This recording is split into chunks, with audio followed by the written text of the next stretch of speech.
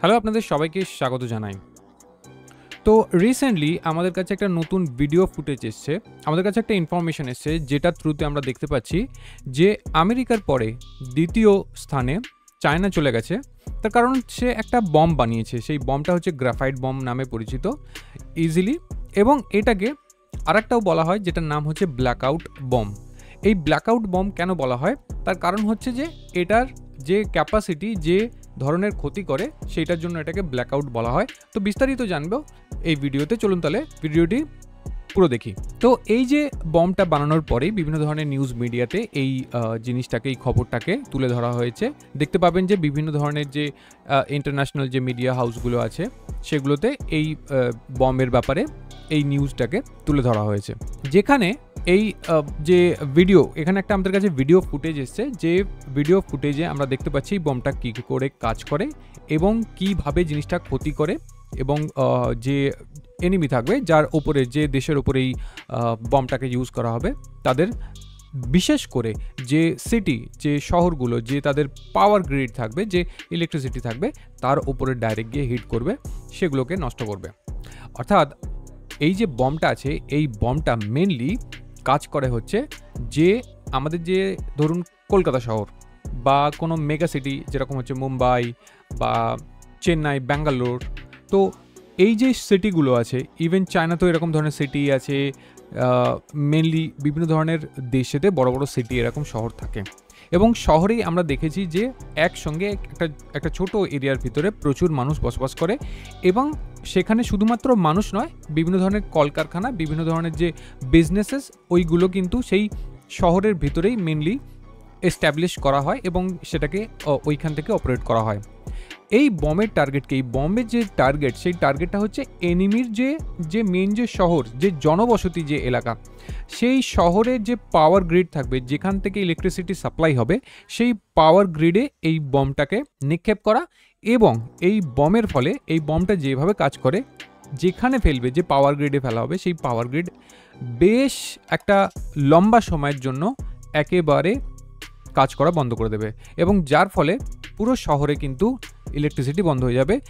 এর ফলে কি হবে, কি প্রথমত হচ্ছে ইলেকট্রিসিটি বন্ধ হলে কি হবে, ইলেকট্রিসিটি বন্ধ হলে আমাদের যে জনবহুল, আমাদের যে জীবনযাত্রা, সেইটার হঠাৎ করে একটা পরিবর্তন চলে আসবে। কিছু সময়ের জন্য আমরা একটা সমস্যার মধ্যে দিয়ে যাব, এবং তার সাথে সাথে যেসব বিজনেসগুলো থাকবে, যে কারখানাগুলো থাকবে, সেই কারখানাগুলো পুরোপুরি শাটডাউন হয়ে যাবে। তার কারণ এখনকার বর্তমানে আমরা যদি দেখি, মেনলি ইলেকট্রিসিটি ছাড়া কোনো ব্যবসা, কোনো কারখানা, কোনো জনবসতি ঠিকঠাকভাবে তার জীবনযাপনও করতে পারবে না। তো সেইটাকেই টার্গেট করে যে দেশে, এনিমির দেশে এটাকে ফেলা হয়, তার মেনলি সেই শহরগুলোকে, সেই জনবহুল, সেই জনবসতির একটা সমস্যার সম্মুখীন হওয়া এবং ইকোনমিক্যালি তাদের একটা ধাক্কার মধ্যে ফেলে দেওয়াই হচ্ছে এই বমের টার্গেট। চলুন তাহলে ভিডিওটা দেখে নিই এই বম্ব কীভাবে কাজ করে। মেনলি এই যে ভিডিওটা এসেছে আমাদের সামনে, সেই ভিডিওটা কিন্তু একটা অ্যানিমেশন ভিডিও। এটার অ্যাকচুয়াল যে ফুটেজ, সেই ফুটেজ কিন্তু আমরা এখানে দেখতে পাবো না। তো এটা একটা জাস্ট একটা অ্যানিমেশন ভিডিও। এর থ্রুতে আমরা এক্সপ্লেন করতে পারবো, আমরা বুঝতে পারবো ইজিলি যে কিভাবে এই বম্ব কাজ করে। চলুন ভিডিওটা দেখে নিই।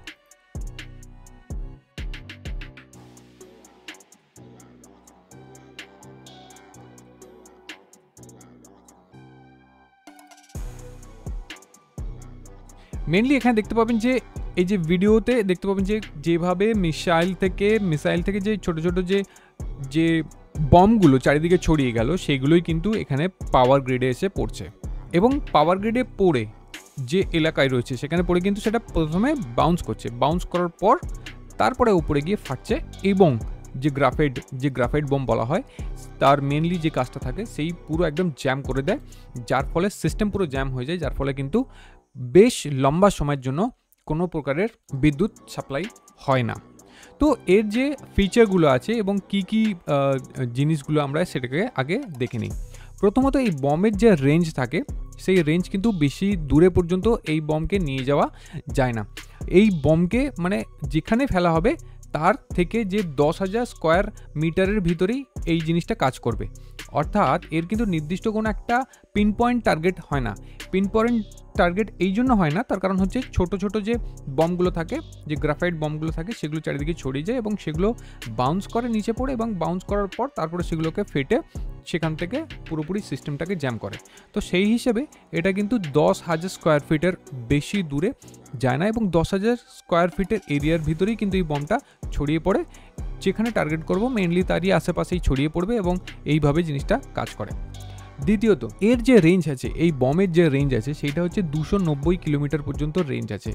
খুব মানে শর্ট ডিস্টেন্সের ভিতরেই বলতে পারেন যে এই বমটাকে ফেলা যেতে পারে, ইউজ করা যেতে পারে। এই যে বমটা বানিয়েছে এটা চায়না বানিয়েছে মেনলি। তো এই একটা এই যে বমের যে হিস্ট্রি, সেই হিস্ট্রি সম্পর্কে আমরা একটু চলুন দেখে নিই। তো আপনি যদি এদিকে দেখেন ভালো করে বুঝতে পারবেন যে এইটার হচ্ছে মেনলি এই যে গ্রাফাইট বম যেটাকে বলা হচ্ছে বা ব্ল্যাকআউট বম যেটাকে বলা হচ্ছে, এটা মেনলি কিন্তু আমেরিকা প্রথমবার বানিয়েছিল এবং সেটাকে ইউজ করেছিল 1990s-এ। 90 সালেই বানানো হয়েছিল মনে করা হয় এবং সেই 90 সালেই কিন্তু এটা ব্যবহার করা হয় প্রথমবার। এটা একটা নন লিথল ওয়েপেন। এর কিন্তু যে হাই ভোল্টেজ লাইনগুলো থাকে সেই লাইনের ওপরে কিন্তু এগুলো কাজ করে এবং সেগুলোকে একেবারে জ্যাম করে দেয় এবং বেশ কিছু সময়ের জন্য সেইটাকে ঠিক করে তারপরে আবার সব কিছু কিন্তু ঠিক করা যায় বা লাইনটাকে চালু করা যায়। তো সেই হিসেবে এই জিনিসটা কিন্তু পুরো একটা জ্যামার হিসেবে কাজ করে বলতে পারেন।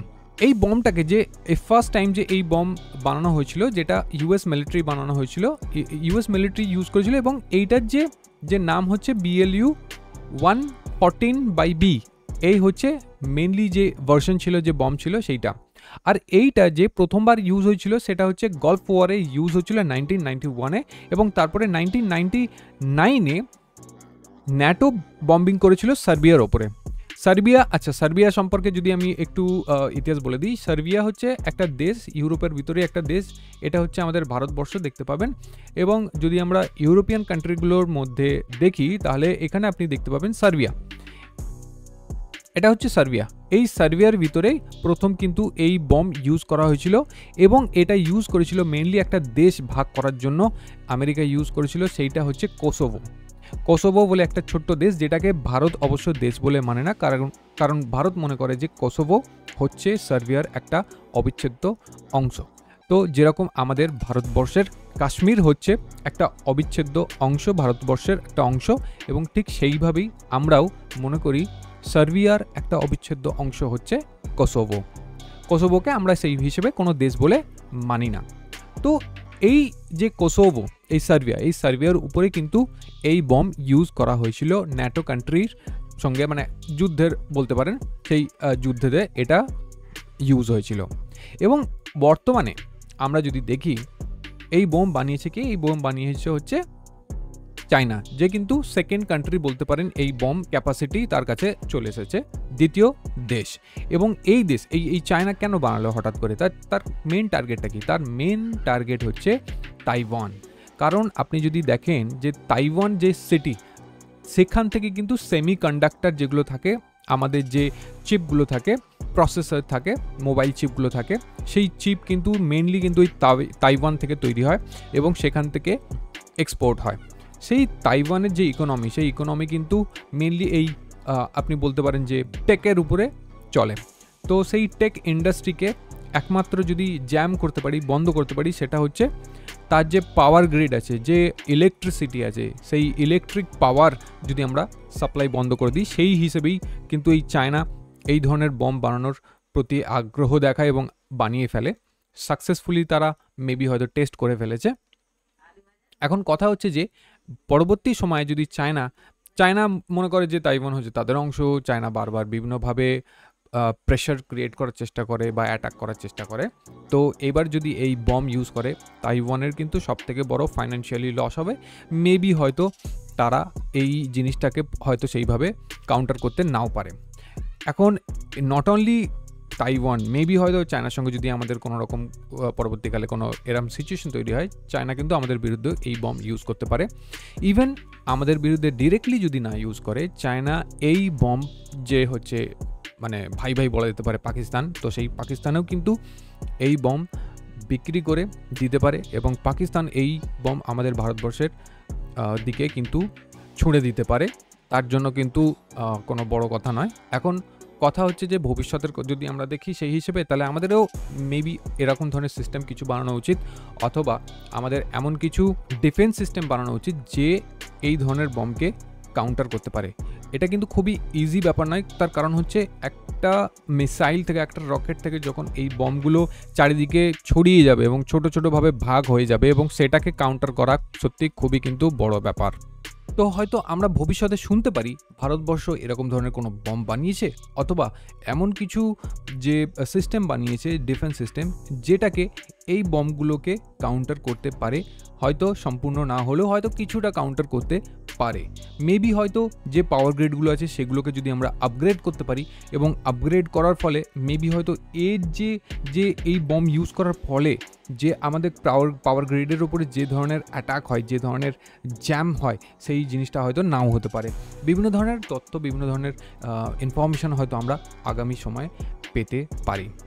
এ বিষয়ে আপনার মতামত কী আছে? আপনি কিভাবে এই জিনিসটাকে দেখেন, এবং ভারতবর্ষকে, অর্থাৎ আমাদের যে গভর্নমেন্ট আছে, বর্তমান যে গভর্নমেন্ট বডি আছে, তাদেরকে কী ধরনের ডিসিশন নেওয়া উচিত, এই বিষয়ে আপনার কী মতামত রয়েছে এই ভিডিওর কমেন্টে জানাতে পারেন।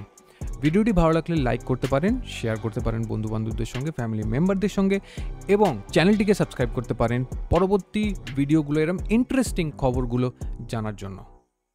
জয় হিন্দ, জয় ভারত।